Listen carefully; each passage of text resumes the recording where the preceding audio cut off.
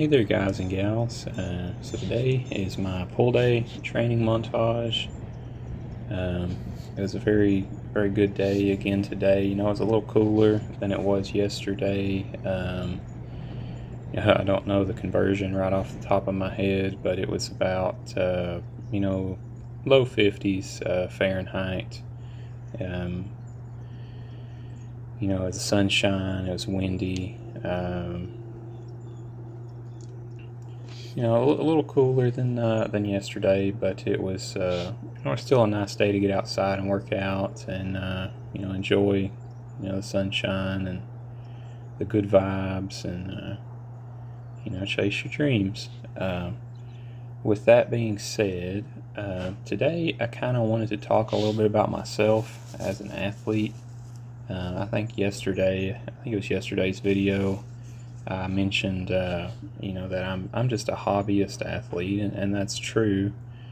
And we all work out for different reasons, but I more so wanted to talk about how I got into fitness. On my channels about me, I mentioned that I grew up obese. I think when I first started training, I was in 9th grade in the U.S. school system.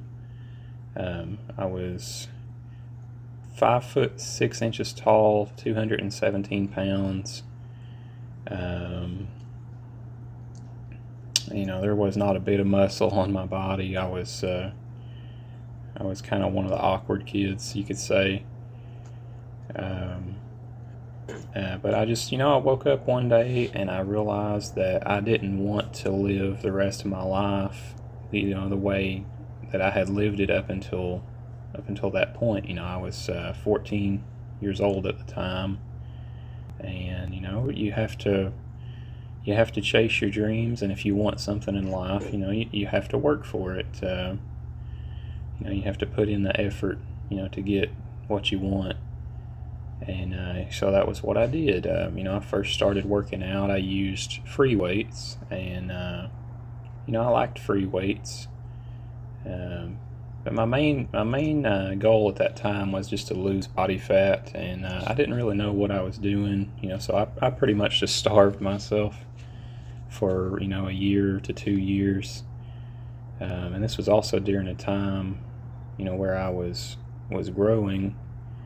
I was hitting a growth spurt. So during this 2-year period, I went from 5 foot 6 inches tall, 217 pounds, to 5 foot 11 inches tall, 151 pounds. I went from an estimated 35 to 40% body fat to a measured 4.5% body fat. I measured that with a skin caliper as well as something called a bioelectrical impedance scale that you stand on, and both of those were at 4.5%, and that is very lean. That's like Olympic athlete lean. And I'm not an Olympic athlete by any means. Like I said, I'm just a hobbyist athlete. I do this for fun. I do this, there's a lot of reasons to work out. I think it does good things psychologically for you. It's kind of like some self-therapy. You're not only training your muscles, but you're training your mind. It gives you time to get out and just enjoy the day, think about things, think about your life, what all you got going on.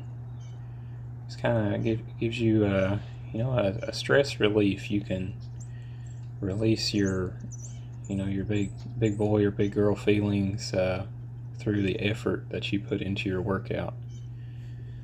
But anyways, I've been trying. I'm 30 years old now. I'm almost 31 years old, and I've been training ever since I was 14.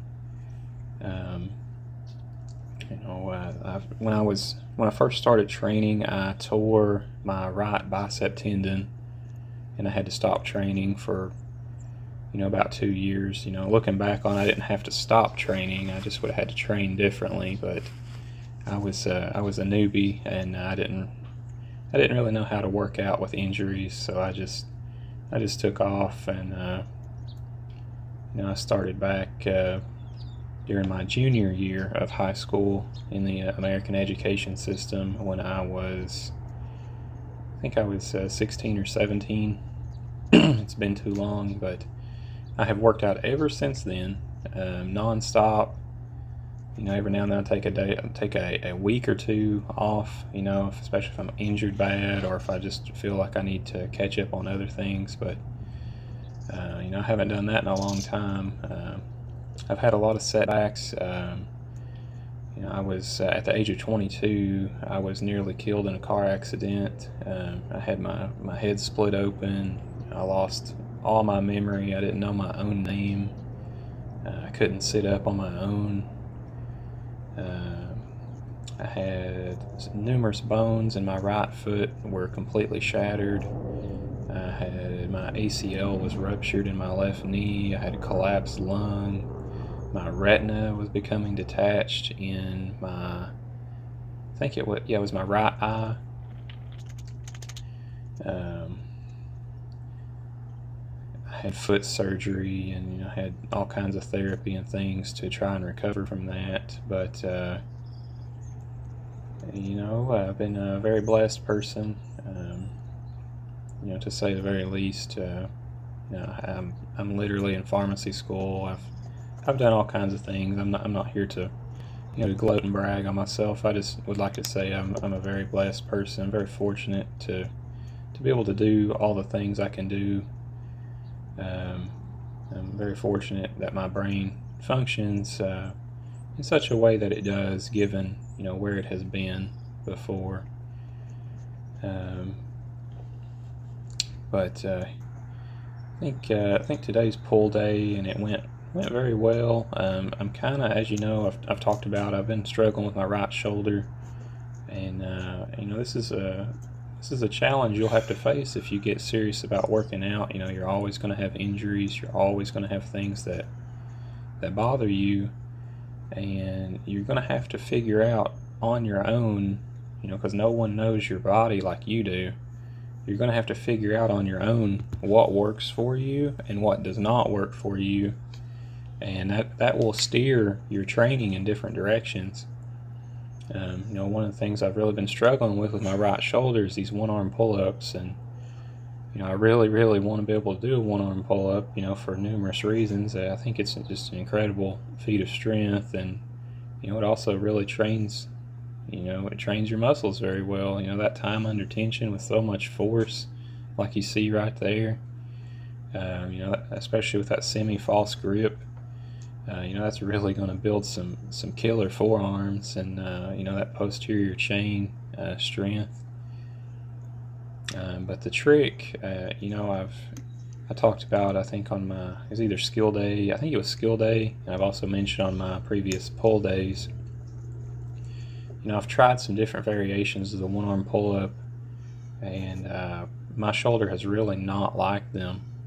And many years ago, when I used to do MMA non-competitively, and when I was a lot less weight, I was a lot leaner. I was probably about 12% body fat. I was 5'11", like 175, 185 pounds.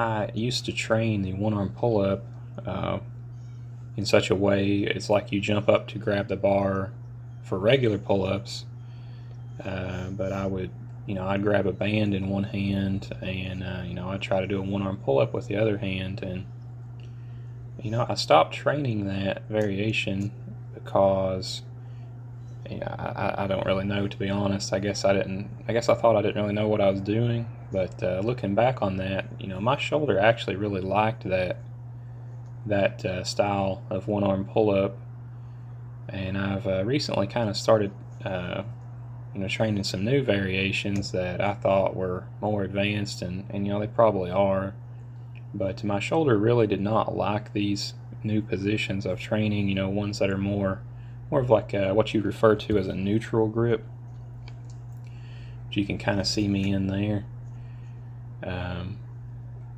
Like particularly my right shoulder did not like this position at the bottom of the range of motion. So something I decided I would try today is starting the bottom range of motion on the one-arm pull-up, like you see there, for more of the traditional, for more of the way that I used to train one-arm pull-ups. And as I would go up to the top of the range of motion, I would transition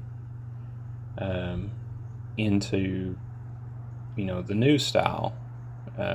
Like my body would kind of rotate in as I go up, and this actually felt really good.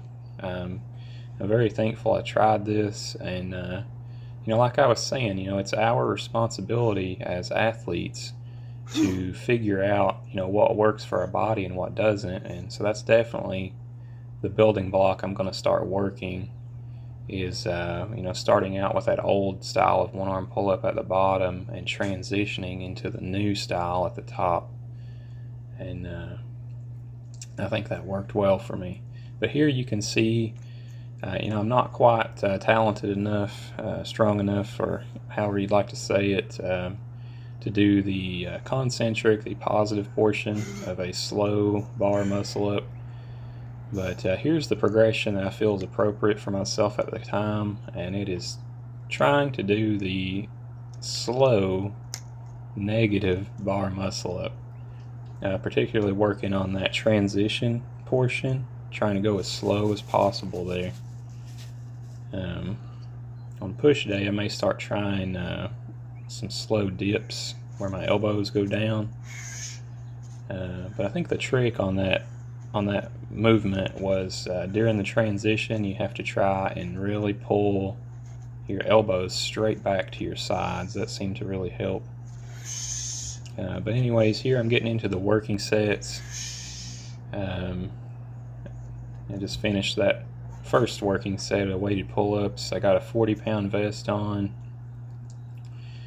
Normally I'm hitting 12, 13 reps on these, but today I decided I was going to really kind of take a step back and slow it down and work on my rep quality instead of my rep quantity, as I've mentioned before. I think I got maybe 10 reps on the first one, maybe 8 to 10 on the second one, but I really felt like my rep quality had went up. I still had that same time under tension, and like I said, I think the time under tension is what's really more important than a rep count. But still, the rep count is 12. That's the rep goal, so that's what I'm aiming for. But I don't just want to do 12 sloppy reps. I want to have some high quality reps when I hit 12, and I want to really be maximal effort, really fatiguing myself at around that 12 rep count. But for my next working exercise here is double assisted one-arm pull-ups. So I have the red band assisting me, and then on top of that, I'm using my other arm to help on the way up. And then on, I think on both of these sets, when I got up to the top, I would almost let, I would almost let go with the assisting arm to put as much pressure on that dominant arm as possible on the negative portion of the movement. I really, I didn't hit a high rep count here, but again, time under tension, and I really felt the muscle fatigue from this exercise. What I've done on this next set here is I really focused on not flailing my legs, having my body rigid, and I think I only hit 3 reps each side on this one, but I felt like the rep quality was much higher than that first set. Again, time under tension. That's what causes that muscle breakdown and gives their muscles that stimulus that they need to get stronger. But I'm really taking my time here. I'm really trying to feel out how this movement should feel, and I want to really feel like that dominant arm is doing the majority of the work here. I know I'm kind of, I'm using that double assistance, but I'm doing most of the work here with the dominant arm.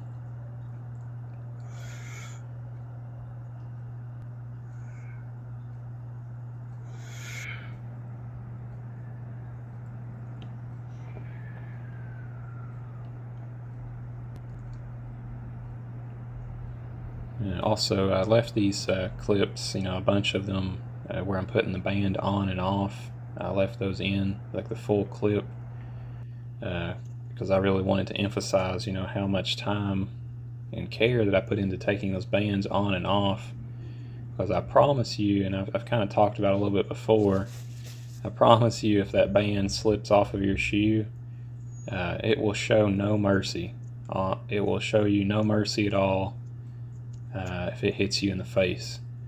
Best case scenario, it's going to hit you in the chin or the jaw or the throat. Worst case scenario, it's going to hit you in the eye. And if it hits you in the eye, then you're probably going to have some significant damage, as I've touched on before. But anyways, here I'm stretching out. I'm feeling confident and hanging upside down at this point. My knee is still undergoing lots of physical therapy. I have physical therapy tomorrow, but thankfully things are going good. And despite part of my meniscus being removed, at least at this point in time, it feels like I can possibly get all the function back in it. Hoping and praying that's true. But only time will tell. We'll just have to wait and see. And then here I'm at the end of the workout. I'm just kind of stretching out, doing that cool down. I like to shake things out, help the muscles relax. I got to go in and do some paperwork. Pharmacy school started back. I'm in an accelerated program. There's a bunch of lectures. I'm a remote student. There's a bunch of lectures I need to watch. But anyways, that's a different story for a different day. Have a nice day. Let me know if you have any questions. Bye-bye.